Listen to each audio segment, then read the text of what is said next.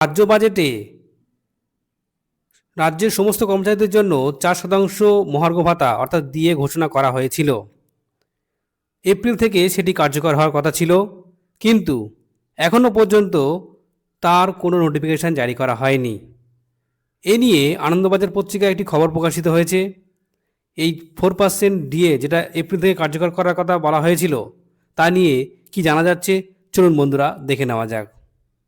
দেখুন বন্ধুরা, বিধানসভা ভোটের মাঝে ডিএ বৃদ্ধির বিজ্ঞপ্তি আটকে নির্বাচন কমিশনের অনুমতি অপেক্ষায় অর্থ দপ্তর। এ বিষয়ে ডিটেলস জানাচ্ছি আপনাদের পরে।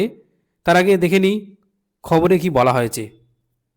চলতি বছরের বাজেটে 4% মহার্ঘ ভাতা ডিএ বৃদ্ধির ঘোষণা করেছিল মমতা বন্দ্যোপাধ্যায়ের সরকার।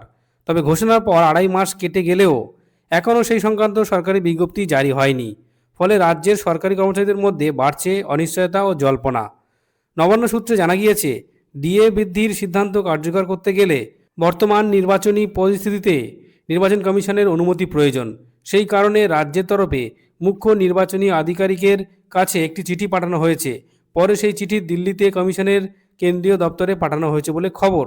সেখান থেকে অনুমতি পেলেই এ বিষয়ে সবুজ সংকেত দেয়া হবে নবান্নকে।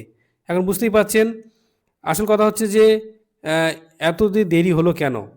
যেহেতু ঘোষণা হয়েছে ফেব্রুয়ারি মাসে, 2.5 মাস কেটে যাওয়ার পরে এখনও পর্যন্ত নোটিফিকেশান কেন জারি করা হয়নি।